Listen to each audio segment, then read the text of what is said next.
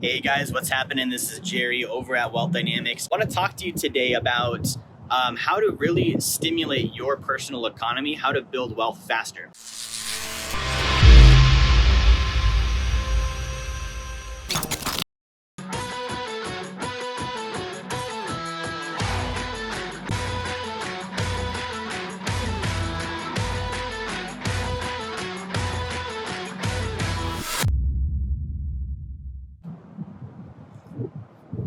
Now, the first thing I want to go over on this is the idea that an economy is dependent on how much money there is available, right? So this concept that, there's only so much money, and so if a certain group has more than others, there's less for everyone else, and so that group needs to get rid of it or have it taken away and redistributed, which is just not true. Okay, when you think about an economy is actually production, right? So when we produce things, when we exchange value, that's when an economy grows. When we stop producing things, when we stop exchanging value, that's when an economy slows down. Now, the etymology, the root of that word economy actually refers to your personal household, which means if I stop exchanging and stop producing, my personal household is going to experience an economic lull, right? If I expand and I produce more, my personal household is going to experience an economic expansion. That's simple. Adding more money doesn't change that.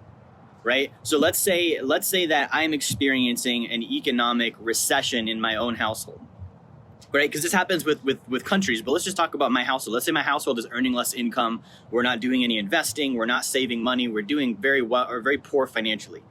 The solution to that is not for me to get a loan, right? That would be an infusion of money and an infusion of currency or cash, right? And so the current theory is, well, if you just add more cash, then that fixes my economy. Well, it really doesn't, because we've added this loan. Let's say I go get a PPP loan or an EIDL loan or a line of credit or whatever it might be, and we add this to my life.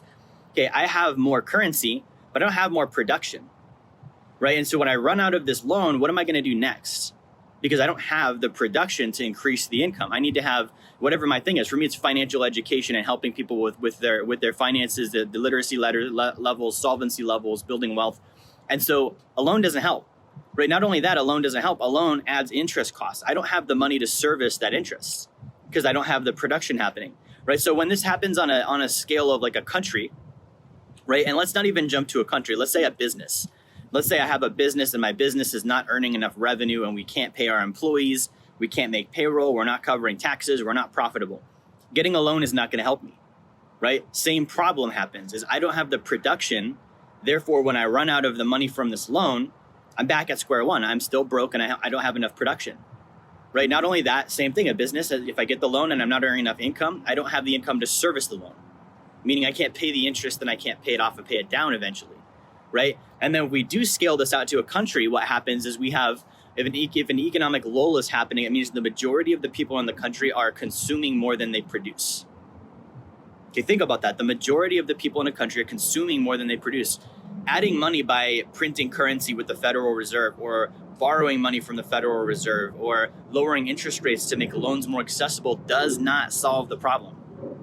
It can't, because the production is not fixed. So now we have a government that has a bunch of loaned money, borrowed money. They might distribute it out to businesses and people through subsidy programs and loan programs. And we all feel, prosperity because we're like, man, we have this loan money, but we're not producing. So same thing. What happens when the loan money runs out? What happens when you ran out of your PPP loan? What happens when you ran out of your EIDL loan? What happens when you ran out of your $1,200 subsidy check? You were back at square one. Some of us worse off because we rested on our laurels because now we got $100,000 on a cheap loan from the government. Even if it's forgivable, even if the government says, hey, you do not have to pay us back, it does not help you, because when you run out, you have not solved the problem of I'm not producing enough to bring in income to cover my bills, cover my payroll, pay my employees, save money, invest money, right? So if we want to grow our economies, if we want to build wealth faster, it comes down to one thing: work, go produce. Right? And that means something different for everybody, but it kind of means the same thing for everyone as well. If you're a W-2 wage earner, go put in overtime. Go increase your skill set and look for a better job. I'm seeing posts all over the place about employers saying they can't find talent, they can't find talent, they can't find talent. Go be talent. Okay, and if you're not talent, go get skill sets, learn something, improve yourself so that you can go to an employer and say, hey, I want to earn income. Because here's the thing, guys, we're in this weird spot where we all kind of sort of have the excuse not to earn income.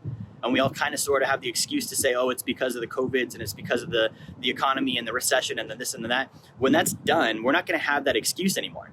And so there's going to be a pool of people that they skilled up, they went to work, they produced, and they got ahead. And in 2 years, they're still going to be ahead. And there's going to be a pool of people that didn't. And they're going to say, hey, I didn't because of this reason and this reason and this reason. And all of us have the reason and the availability to use it. The ones that use it, though, are going to be behind the 8 ball because they're going to be out of money. They're going to be underskilled, which means they're not valuable in the workplace. They're not valuable in the marketplace. And they're not going to be able to go earn good incomes. And that's why you get stuck at 30 years old working at the Wendy's drive-thru. Right? I know that sounds harsh, but that's the truth. So what do we do? If you're a W-2 wage worker, skill up, put in more time, get overtime, put in more hours, this 40-hour week thing. If you can earn a living on that, great. If you can't, then you got to go work more than 40 hours or you've got to go increase the rate you earn per hour, which means you have to go take courses. You have to go get professional development. You have to go learn something that makes you worth paying more money and produce more, right? If you're in sales, make more calls. Outflow exceeds everything. Make more calls, make more contacts, get in front of more people, get on more appointments. If you're in business, make sure that your marketing is out, your advertising is out, your delivery is quick, you're hiring talent. All of this stuff has to be in, right? If you're an investor, like same thing, you got to go find more deals.